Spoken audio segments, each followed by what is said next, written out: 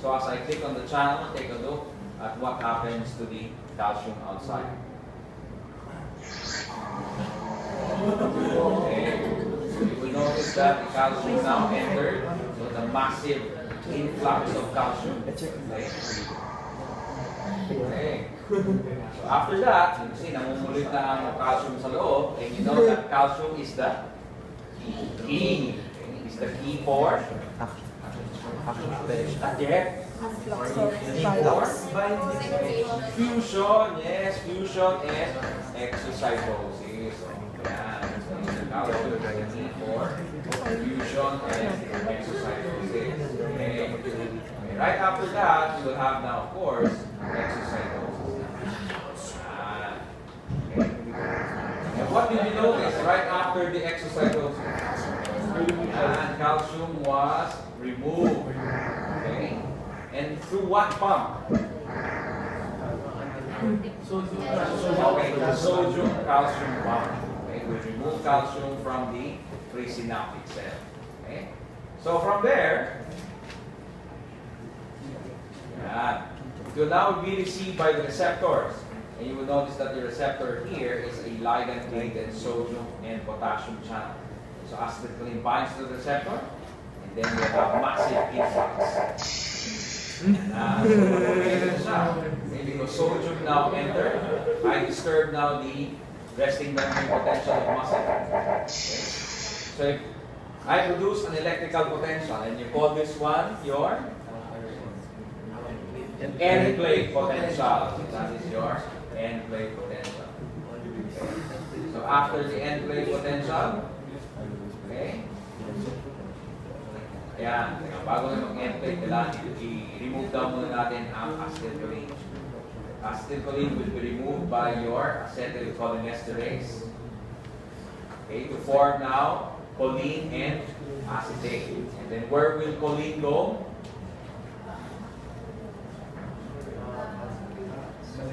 Babalik saan? Presynaptic cell, and will enter the will participate in the small synaptic vesicle cycle. Okay. So after that, so it was produced now end plate potential. Okay, so the end plate potential will open now the voltage-gated sodium channels, which are found on the whole length of your sarcomere, sarcolemma. Yan na. Okay, so the action potential went here and inside the tubule of system. Okay. Yes, end plate potential opens up your voltage-gated sodium channels throughout your sarcolemma. Okay. Then, after that, you will have now your terminal cisternae, or actually dito, terminal cisternae ka ang nag-release ng calcium. Mali yan, so this is wrong. Okay. The one that releases calcium is your sarcoplasmic reticulum. So dito, kaya hindi tama ang terminal cisternae kasi magdi-diffuse pa eh. Kung dito lalabas ang calcium, it will take time before it will diffuse to your actin and myosin filaments. So that cannot be because your contraction will be delayed. And that's why your sarcoplasmic reticulum here, the uncut away portion, okay, it's found here. So when calcium now is released, diretso na kaagad yan. It is right over, right smack at the actin and myosin filaments. Okay? So that contraction will not be delayed. Okay.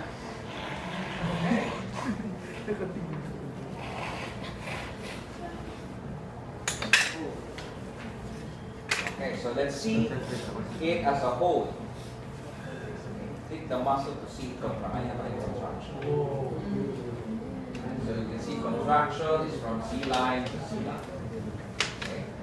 And what else do you notice right after the contraction? Okay, calcium went back to your sarcoplasm. Okay, so let's see it as a whole. Action potential there, influx of calcium, exocytosis, end plate potential, action potential, T-system tubule, your sarcoplasmic reticulum, then contraction of skeletal.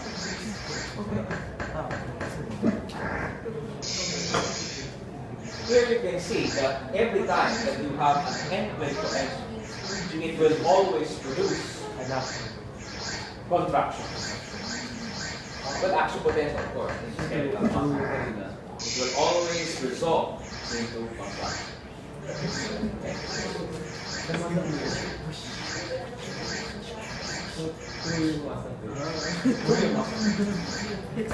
Yes.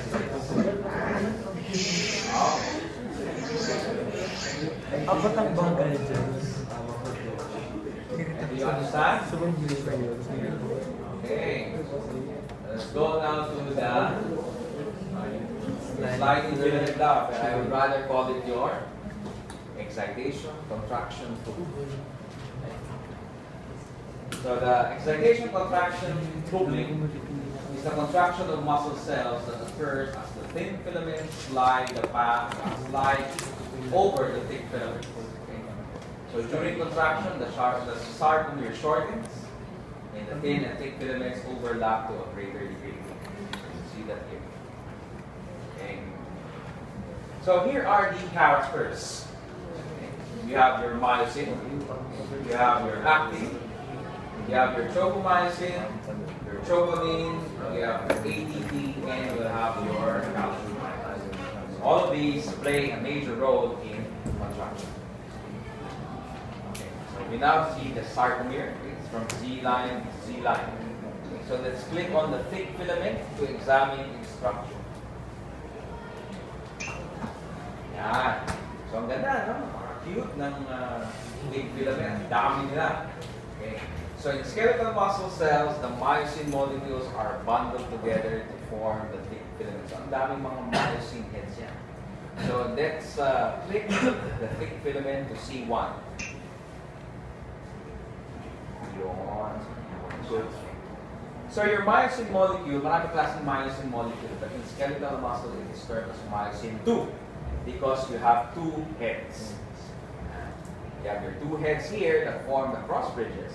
And you will have the tail. Okay? So the shape of the individual myosin molecules is similar to a golf club with two heads. Okay? The head or the cross bridge has the ability to move back and forth. So that causes now your power stroke.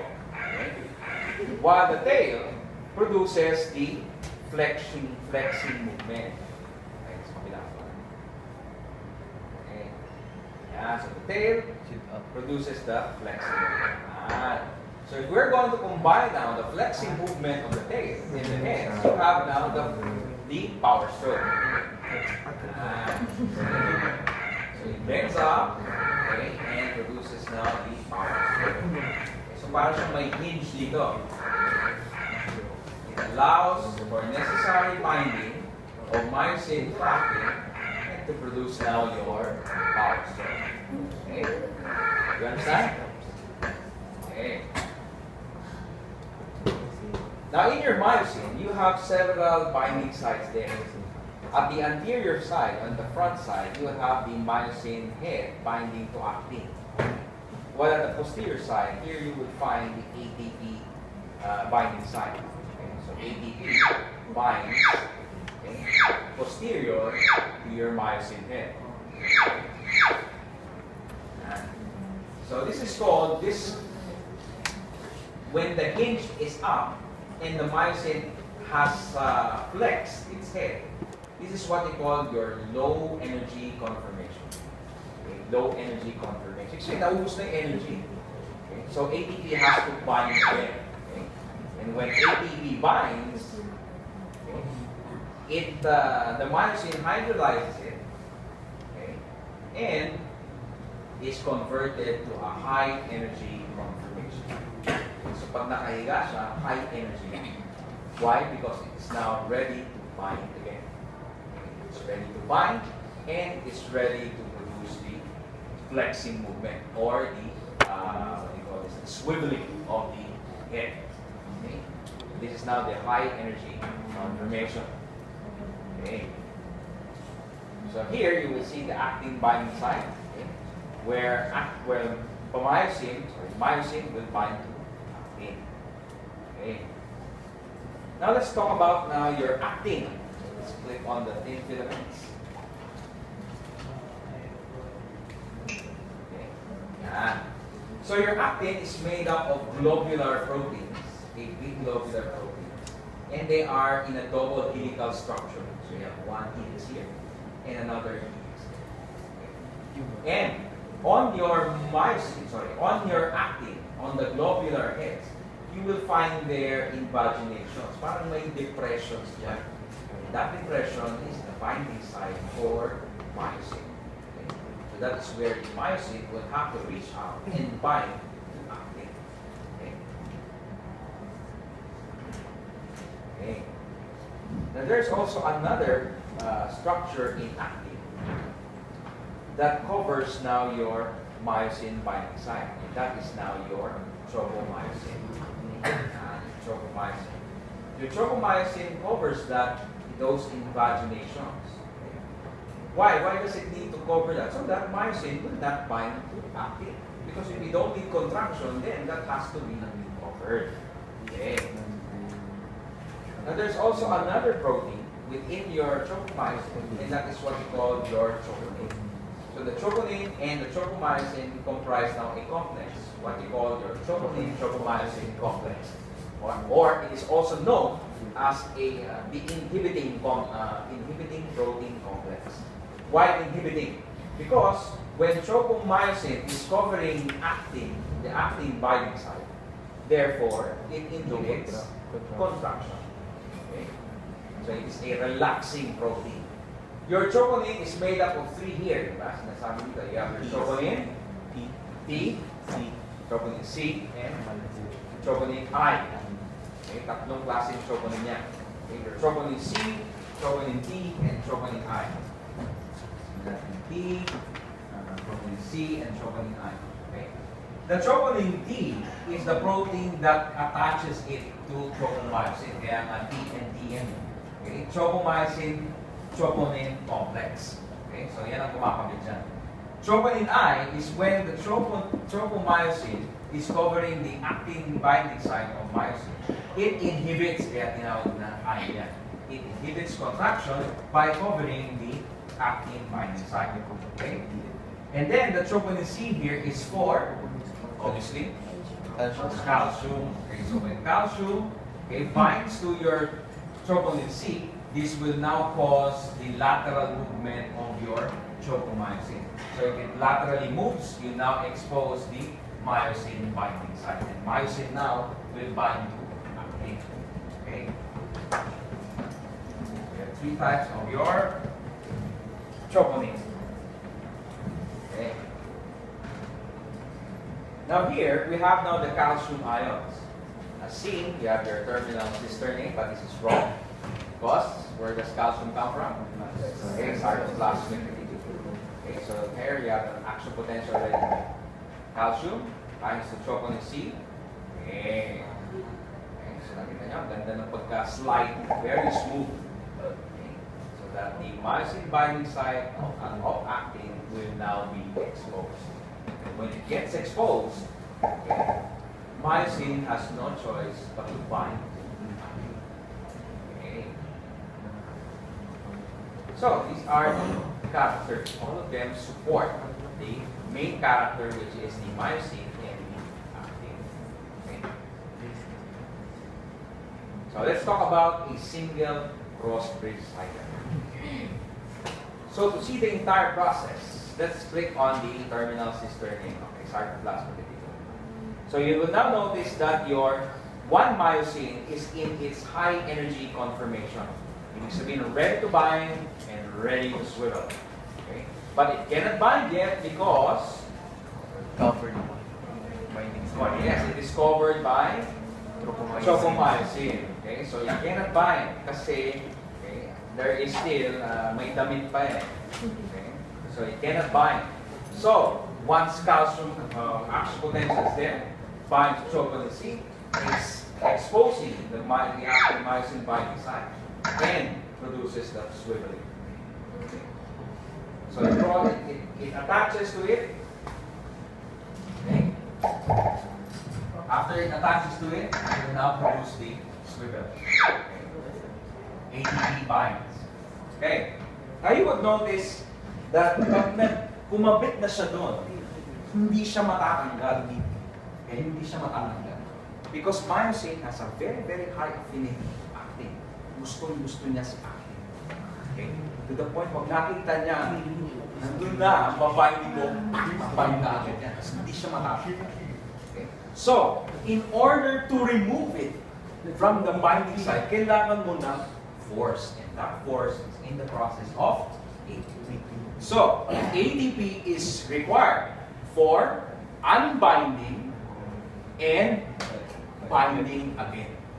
Okay? So you need only one ATP molecule to remove it, okay, from the myosin binding side, and it is that same ATP that will be used for the power stroke. And each movement, each swiveling of the head, okay, will shorten the muscle by 1%. Okay? So 1% to. So pag kumabit din ito, 1% din yan. Kumabit din ito sa 1%. So if you add them all, it will all move towards the midline. Okay. Towards the end. Do you understand? Okay. One more time. Binding, so on the C, then power stroke.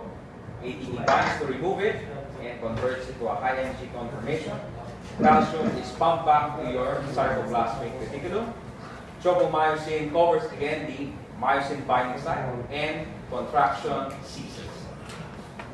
Okay. Okay, so these are the 6 steps, but Gano, I think, has 12 steps. So we follow the 12 steps. So pwede ako magpa-sequencing. From your muscular jungle. So easy. Okay, ito is step by step. Yes. Step by step tayo.